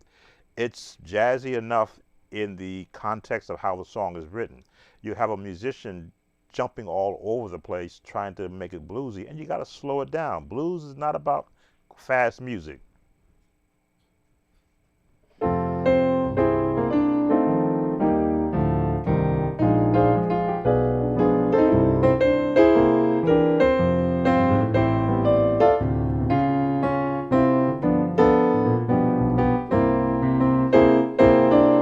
Now the song is going to lose, in essence, what it is because you're slowing it down to get the sound of jazz or blues into it. And that's what I feel about "Are You Washed in the Blood" being played by Ryan Stroop.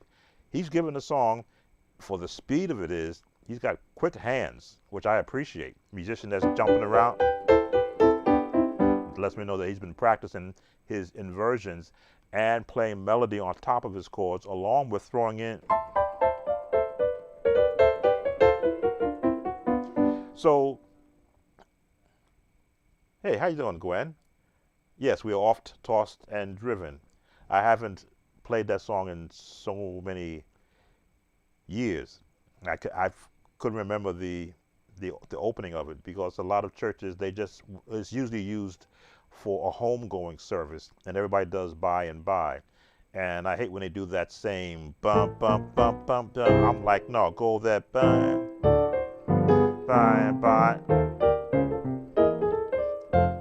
Give it more than just the traditional bump bump bump ba da ba. If you're going to do that, then that's giving it a jazzy feel.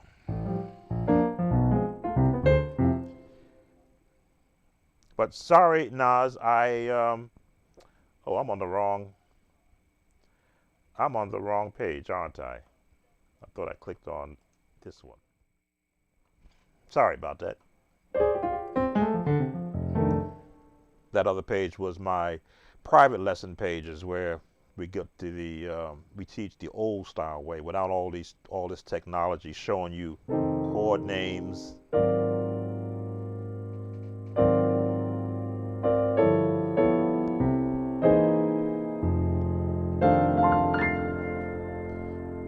Anyway, so I've enjoyed this time with all of you. For those that have come in, for those who will be watching the replay of this, for YouTube algorithm, I declare fair use, but I know how to answer the questions when they come. Do they want them to mute the songs from Andre Crouch that I did air? For this live, I wanted you to hear how those iconic professional piano tones, where they came from, and how they applied to the music of the 70s and the 80s, going into the 90s. I didn't cover, I believe, the last song Andre Crouch wrote. He didn't play because he was ailing in health. He had, and I see his face in front of me. I'm trying to get his name correct. It's not Ty Tribbett. Donald Lawrence. He had Donald Lawrence um, create the music to his last song, and it was a Donald Lawrence style song, and that was "Bless Me." "Bless Me" was the last song Andre Crouch wrote, but Donald Lawrence produced it for him, and maybe I'll leave you with that one because it has the Donald Lawrence touch to an Andre Crouch lyric song in the key of E flat. Wrong page again. You know it when I start to play it. Let me see if I can get it correctly. Um,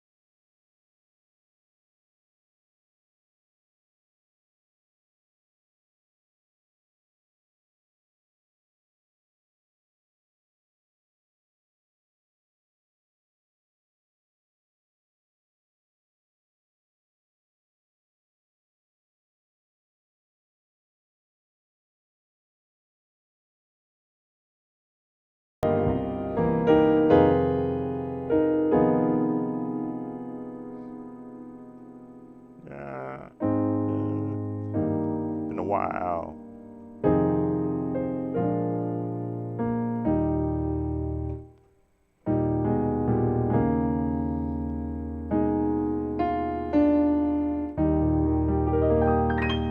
I don't forgot those changes.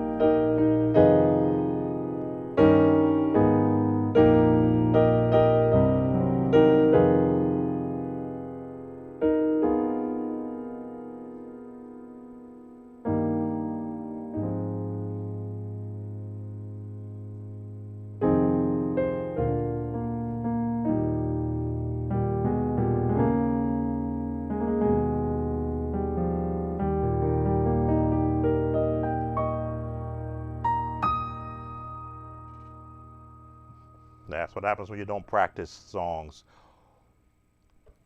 a lot. Thank you one again. Thank you all once again for spending some this time with me. Gwen, sorry that you missed me. I promised that in 2024 I was going to become more proactive in setting up when I was going to cover or go live, because when your studio is right here and all you got to do is turn a switch on and turn on the software, it comes up right at the spur of the moment. But I'm going to be more proactive, as I want to be able to plan out more sessions like this. And we just covered Andre Crouch and his iconic piano work. I still have Richard Smallwood, Thomas Whitfield. Um, who else is on that list of mine? I'll even touch on Timothy Wright, because he's from my era also. And some of his songs, he has his iconic piano style also. I'm trying to think, who else did I want to do? There are some players that were only musicians on albums, so you never really knew who they were. They weren't songwriters, but they were musicians. There's the musicians that played on the um, Keith Pringle albums, on the Clay Evans albums, the Milton Brunson albums, some of those iconic piano openings, that what I call pro piano chords, that still follow me today. When and what time are you doing sessions? D, I throw them in. I try to find when it's a day that I can get my most views. I seem to get a lot of views on a Sunday evening. YouTube tells me I get a lot of views on the Saturdays between 2 and 6 p.m. But usually I'm busy doing something. So I'm trying to picture what is it, are weekends better in the afternoons? Because I don't want to stop someone. Well, you can always see the replay. Live is always, trying to build a live audience, because I watch a lot of other content creators on YouTube when they have their audiences, and I don't envision getting to 3,000 people watching me do music.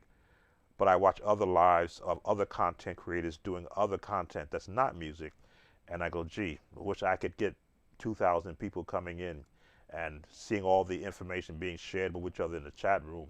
And so you got to see me now in posting. This is the first time that I actually posted information, excuse me, about a subject. So in watching other other content creators, they also do. This is kind of what you missed, where I post the artist that I'm talking about. This is Andre Crouch and many of his songs that he's written, and a lot of them he played piano on. if not mostly all of them, because he was a great musician. I'm not sure we're going to touch on the Clark sisters, because Twinkie Clark is more of an organist and not a pianist.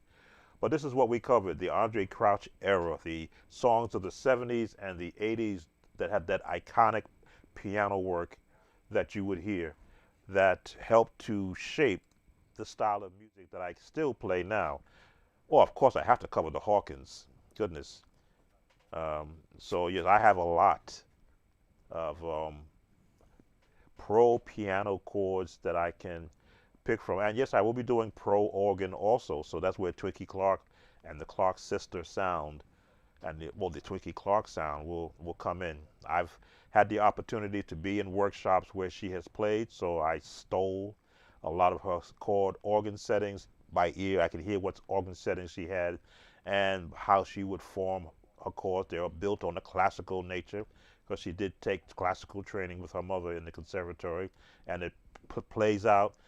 And because she's also a Church of God in Christ Pentecostal organist, you hear a lot of jazz in her playing also. So I'm able to decipher and tear apart that organ style. So we're going to be doing this not just for piano, but we'll be also doing this for organists. Because if I were going to touch on organists, then I've got to go to Billy Preston, because he did do some gospel work also. Certainly Corey Henry, though I kind of shy away from Corey Henry. I saw Corey Henry when he was 5 years old at his home church in Brooklyn, New York, playing the organ. And I was amazed, along with the other musicians standing over the organ, seeing this 5-year-old playing three-finger chords and bass with his left hand because he couldn't reach the pedals with his feet, and playing them correctly and in time. I said, okay, who's that person stuck in that little man's body playing no chords that I play? That's what I saw. So I may touch on some of Corey Henry's gospel. Certainly he's done piano work also. I've been looking at some of his videos when he was playing gospel on the piano, wondering should I even bring that into it, because I try not to go after the artist style. But when you learn a song from an album and the artist happens to be a piano player playing, you are going after his style. So I leave nothing to chance, because I can hear what a musician is doing, sit down to the piano, find the key, find the scale, find the chording, and then just match the placement of notes and chords and emulate, not duplicate, but emulate that type of sound. And that's fun for me, because that means I've now added a different style onto my plate of chords. So when will this happen? I'm going to try and take advantage of the post board that I have and maybe post a potential schedule there. So hold that to me to be able to do that. As I say, I chart out every month what I want to be doing. This wasn't on that list, but when I was reviewing what I recently posted, and I mentioned the Hawkins, and I mentioned some of the other musicians and their style, I omitted Andre Crouch. I said, gee, how can I leave off Andre Crouch? How many songs did I learn from him that his chords still resonate in whatever I do? And I went through probably 6 or 7 of those iconic songs. Some of them I played here on YouTube. I asked for the fair use copyright for educational and instructional purposes, and I did give change the content of the create my own content from it. We'll see how YouTube feels about it. Again, they give me the option to mute the playing of songs, and I always take that option so that those who are live get the benefit from the presentation. Those who see the replay will probably get a muted out portion of it. But thank you for asking.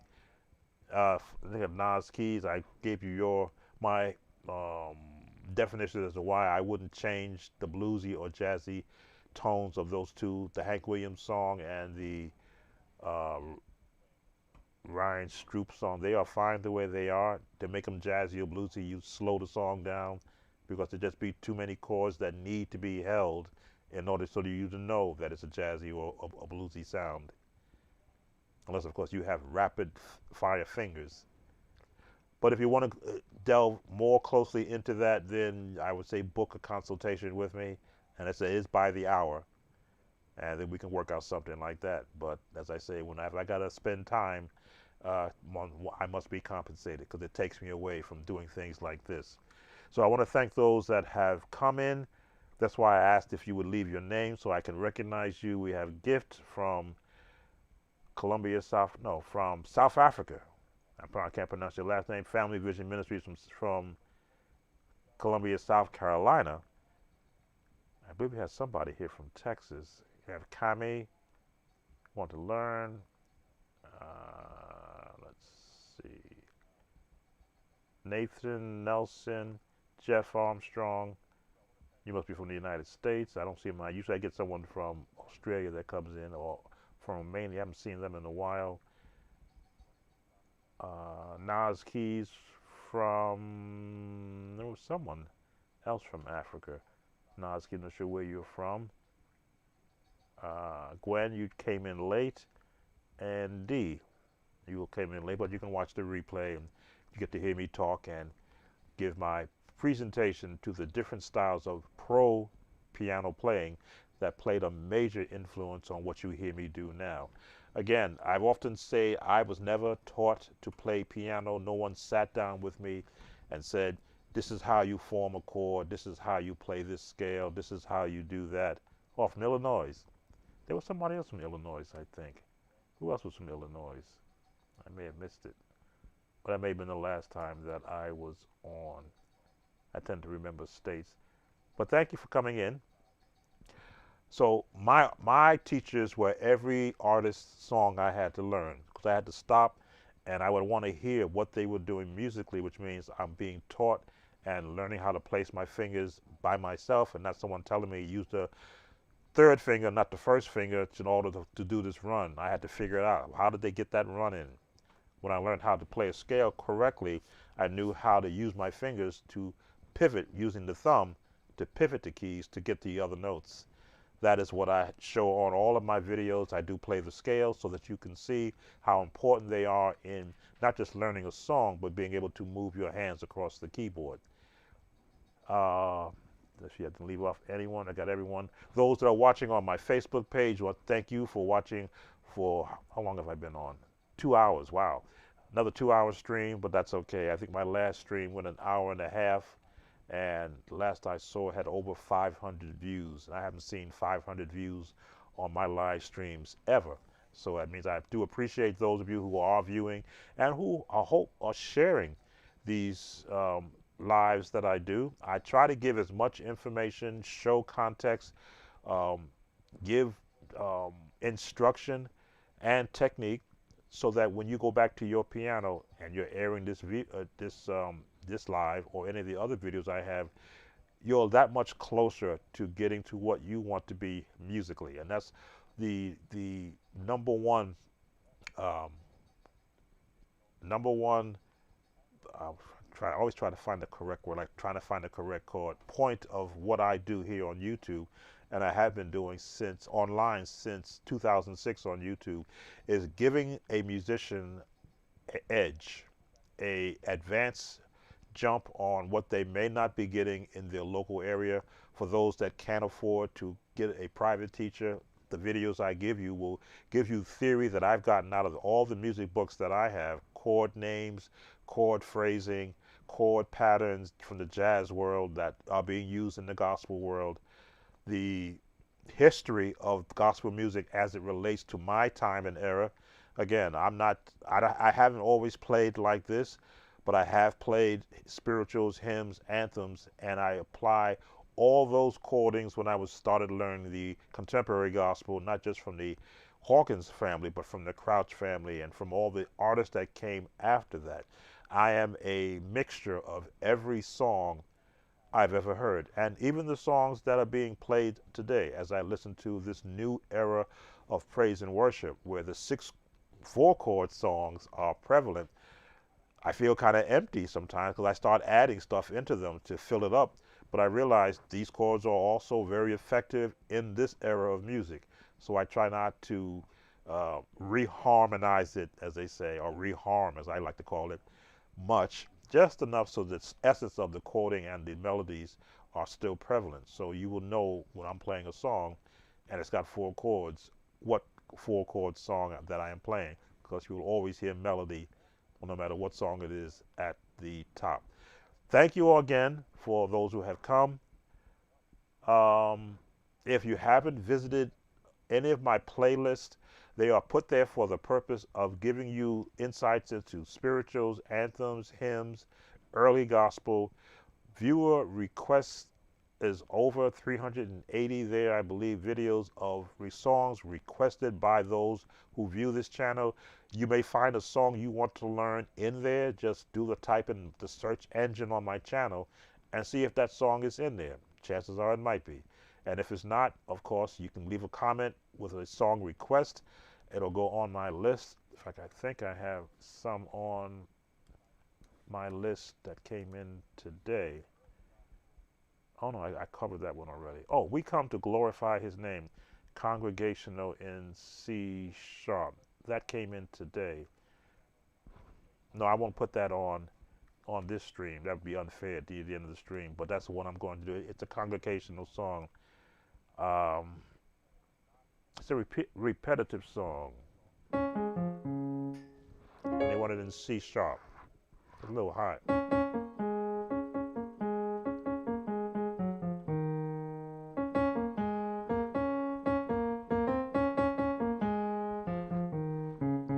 In the scales.